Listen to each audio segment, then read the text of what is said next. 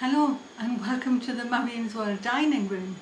Today I'm going to show you how I'm hopefully going to make myself a skirt out of all of these felted jumper scraps. They're left over from a project I did a few years ago.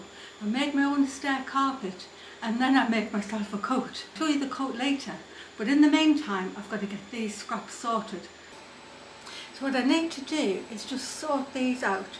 So years ago I thrifted quite a lot, in fact a very lot of wool jumpers, and they had to be wool because I decided that I was going to make my own stair carpet and I wanted to do it with rug hooking, so hooking a rug.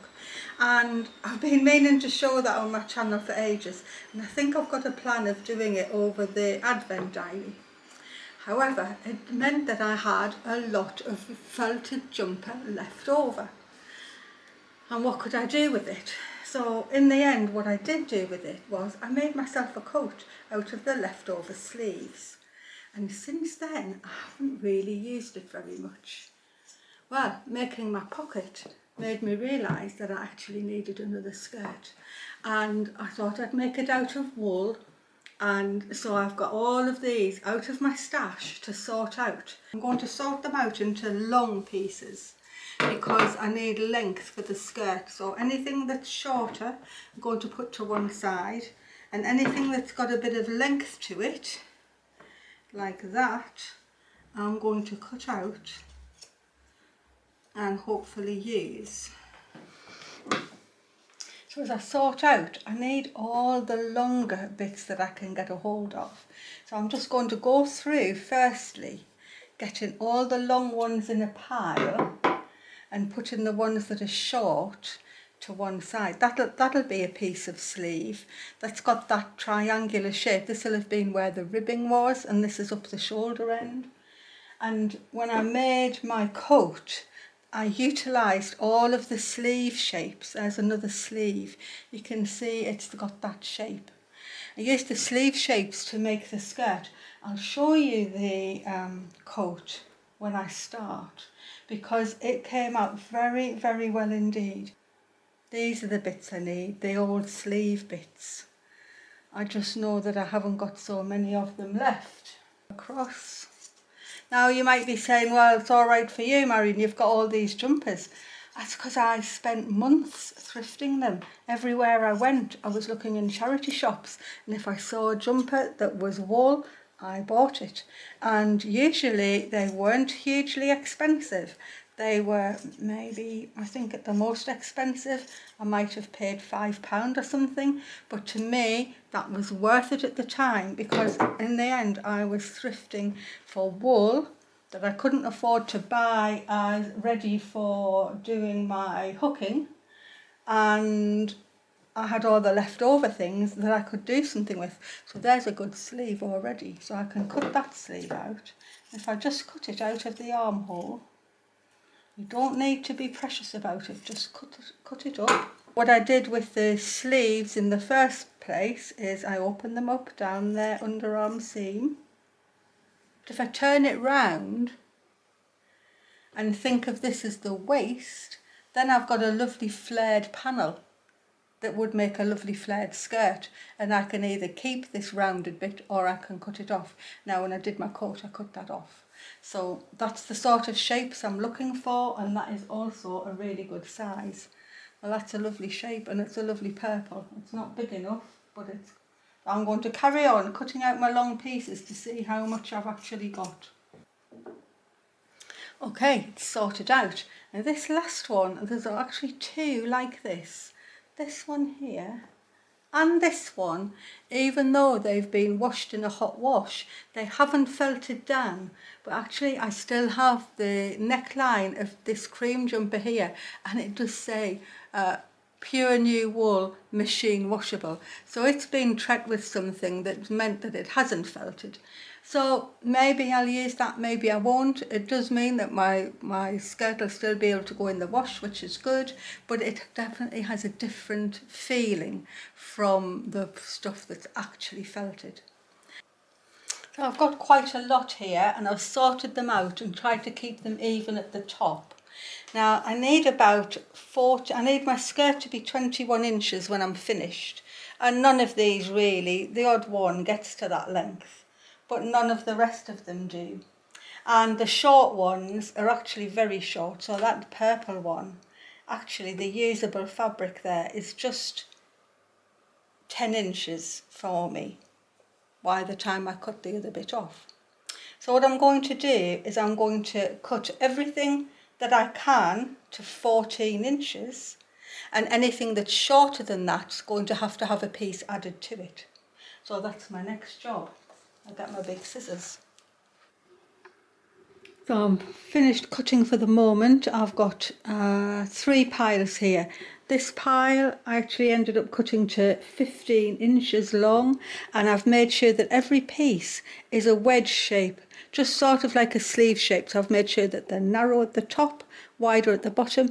I need the flare and I don't want the bulk at the waist. So if I sew these together and I can get my waist measurement and it's good enough to go over my tummy and my hips, that's a win for me. The other pile, this one, are the ones I still want to use but are not 15 inches long. So all of these I need to add on something at the bottom to make their length. And then the pile over there is the pile of scrap. Before I start to sew, I'm just showing you what I'm aiming for. So this coat was made from, well, that bit there is the top of a jumper that I cut the sleeves and the bottom off. But the skirt is made from all of the sleeves. I'll go in closer and then you can see. So here's how the skirt is. You can see it's the sleeve shapes just sewn together with a narrow top. But I made this from the hip down, not the waist. And I had ribbing from another jumper in for the waist. And then I just made ties. But all of these are the shapes of the sleeves. And then I've got bunny stuff on the bottom. So that is what I'm aiming for. But I want it to be a skirt. I'm about to start. I've got my pile of short pieces here. All I'm going to do, I've got my scissors here. I'm going to just pick up one of my short pieces, go down to my stash of small bits at the bottom, and as long as the big piece is going to extend this one to 14 inches, then I'm going to sew them together. And I'm going to do that with every single piece. It actually doesn't matter to me if I get more patchwork to up pieces than I need, because I'm not wasting anything. I can use them for something else. So the easiest thing for me is to patch up every single one, and then I've got a good choice for when I put my skirt together. I'm just going to line them up. I've got dark brown in my bobbin and in my thread. I usually would use something like a pale beige, but all of these are quite dark, so I've changed to sort of what I'd say is a nondescript brown. And I am changing to zigzag, and I'm just going to zigzag these together.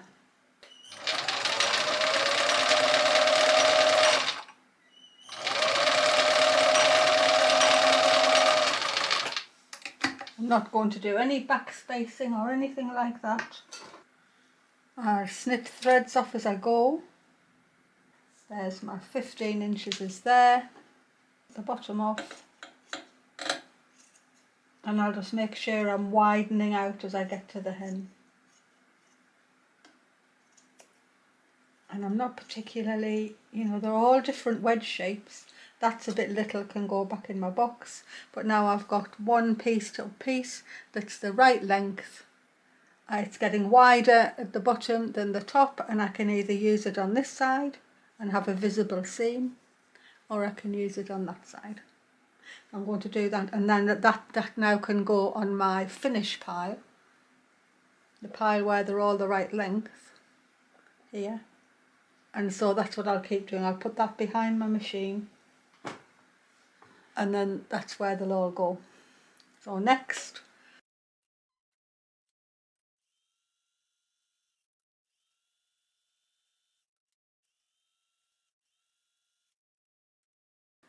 as you can see from there, I'm doing quite a I would say medium zigzag. So I've finished sewing the short pieces together, and so now all of my wedges are 15 inches long, and so now I can start and sew them together. When you think about it, it's really just sewing a panel skirt, except you don't have to worry about the fraying, and it's a patchwork one. It's just patchworked with jumpers. So I'm going to make sure that I am going to keep the patchworked ones, the ones that I've lengthened, going to keep them to one side. It's quite a few actually. And I am going to just randomly pick one from the long pile and one from the scrap pile and sew them together. And as long as I don't sort of put two like ones like that, I wouldn't want them to be together. I'm not really going to think too much about it. I just want it to be random and the easiest way I can do it.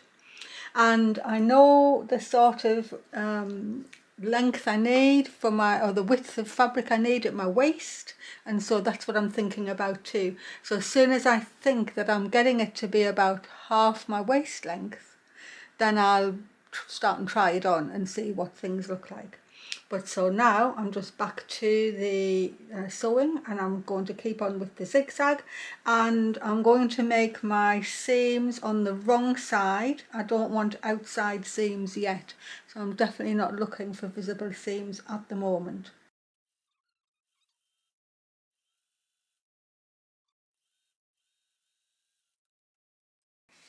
And that's my first one done. It doesn't matter that it's wobbly, it'll all press out. There's the beginnings of my skirt. So I'll see you at the end of this bit. Things have moved onwards. I kept sewing last night, and I now have two skirt panels, and you can see they're looking very colourful. And I alternated a one that I was long enough with a one that I had to sew a bottom onto. They're all sewn, waiting to be pressed. And I was going to put an elastic waistband on this, but all of a sudden I realised that I could actually do it as one of my divided waist skirts. And what made me think that is because this beautiful piece of felted purple wool, the edge is rolled in there lovely. It doesn't even need to have a hem done or anything. And I tried the two panels against my waist and they were just perfect. And so I'm making this into a divided waist skirt, and I'm hoping it's going to work. And I'll be wearing my original pocket underneath it. So I've got my back and front pinned together at the moment just so I could try it on. So they're just pinned, because before I go making the side seams, I need to make sure that the waist is going to work. And so to that end, I finished the back waist. So if I turn it round to show you, so this is the back of my skirt, and I had this lovely thick felted jumper that looked perfect for a waistband. So I've sewn that on, but I didn't want it to stretch at all. And so I'm using some of the scrap cotton. I'm making that, I've used that to back the waistband, like that. So now I have a non-stretchy waistband that I can tie around my waist. And I've just used the same cotton to make waist ties. So that works well for the back. So I'm going to show you exactly how I've put that on at the front, because I did it a very non-traditional way. And that's because I don't want this to stretch out, but I do want it to be big enough. And I've only got a limited amount of wool. And once I know I've got the waist working and that it fits me both front and back and I can tie it properly, then sew these side seams up properly, because at the minute they're just loosely pinned in. And once I've got it as a little tiny mini skirt, I can then start and lengthen it with my extra wool. And what I'll do then is, where all of these wedge shapes have come down and they make a point, I'll just take my scissors and I'll just round this over and take those little points off as I go around everywhere that I come to something like that. And see, that one's ended up being a long wedge. I can just cut that back, cut the point off, and I'll even up the hem of the skirt, and then I'll be ready to do the lengthening. So I'm about to put this waistband on, and as I said, it's a non-traditional way of doing it because I don't want loads of bulk at the waist, and this bit of felted jumper is quite thick. I've already put on some waist ties on this front bit, and I've just managed to cut it out of that dark grey. I still had a lot of that jumper left, but the waistband part was actually not big enough for my waist. So what I've gone and done is I've cut the cotton to be the right size for my waist. I've pinned it onto the skirt and I've stretched that jumper to fit. And I think when I've sewn it on, it'll be nicely stretched out and it should be fine because the cotton is going to stabilise it all at the back. And when I turn it up, this doesn't have to be turned in, this edge. I can just top stitch that edge directly to the cotton, which is what I did on the back. That has just been turned up at the back, turned up at the front, and I top stitched them together with a little hem on the back. And so you wouldn't normally put a waistband on like that, but it's wool and I want to lessen the bulk wherever possible.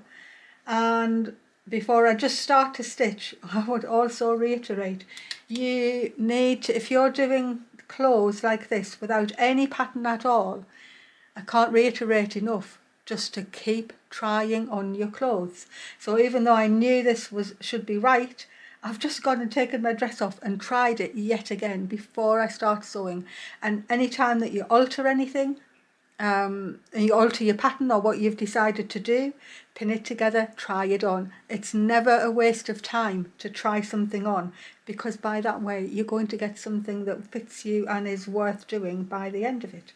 So now I've got my waistband set up. I'm going to zigzag this whole waistband and I'm just going to pull this one. It's not pulling the skirt's all creased up in the same way as the cotton. It's the actual piece I'm using for the waistband that needs stretching out. And I'm turning over about a half an inch on my cotton just to make a finished edge for when I turn it up, because I don't need to put the waist ties in because I've already got them attached to the waistband at the moment. And I'm going to pull out just because I'm pulling this top bit, and I'm going to make sure that I've got all my waist wedges right up where I want them to be.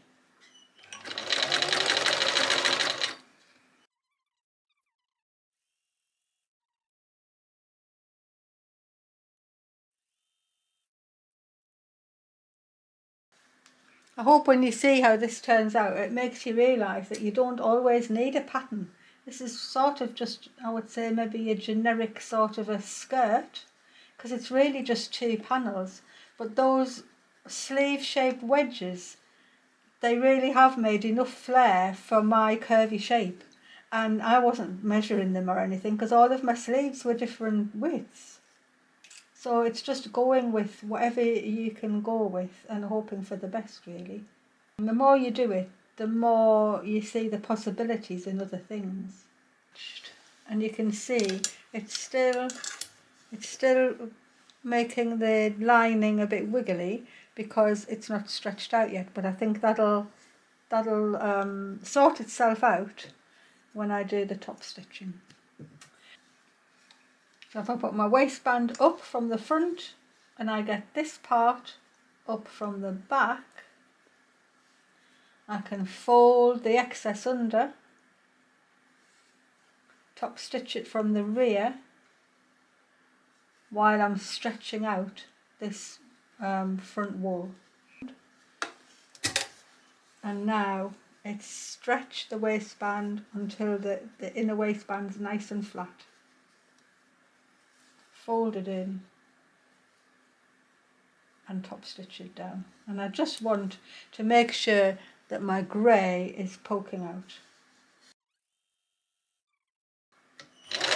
And back stitch to finish, and that's my front waistband on. So now I can actually start and finish the actual skirt. Really, I should go and try it on again. but now the waistband's on. And maybe I could do another row of stitching there. I'll see what I feel.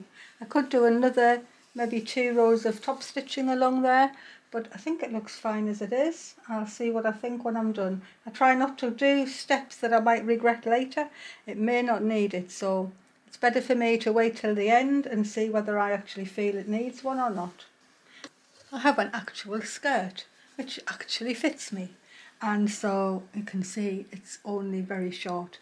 Well, I've already gone round with my big scissors, and wherever the 2 wedges came and made a point, I've smoothed the point off by just rounding it from the middle of that to the middle of that, and it can all be done at the end. You don't have to worry about it. You can see it's still a bit of a wobbly line, and none of that matters either because there are now frills going on here.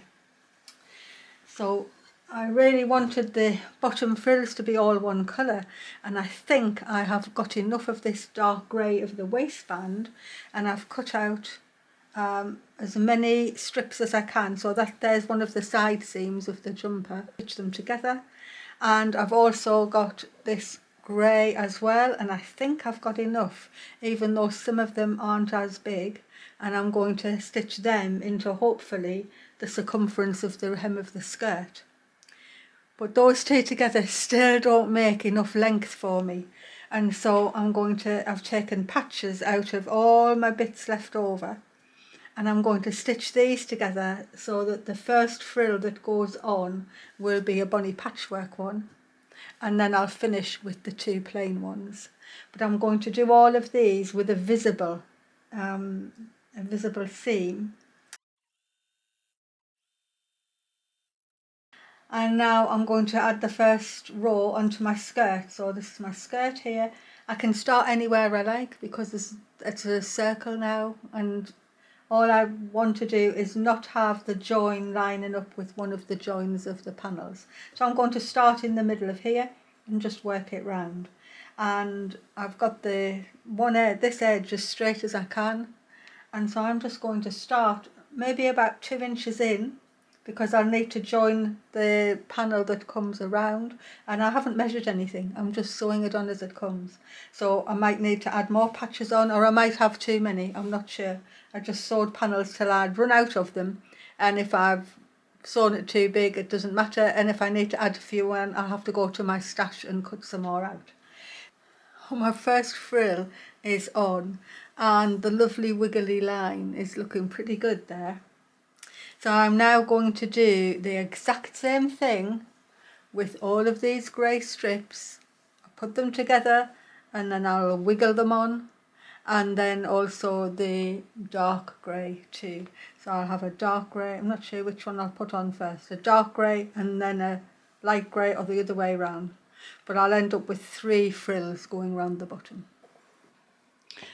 Well, it's actually finished, but it's really dark now, and so I'm going to wait till in the morning, and I'm going to be giving it a good press, and I'm going to clear up all the threads that are everywhere and all the wool that's all over the place where I'm sitting.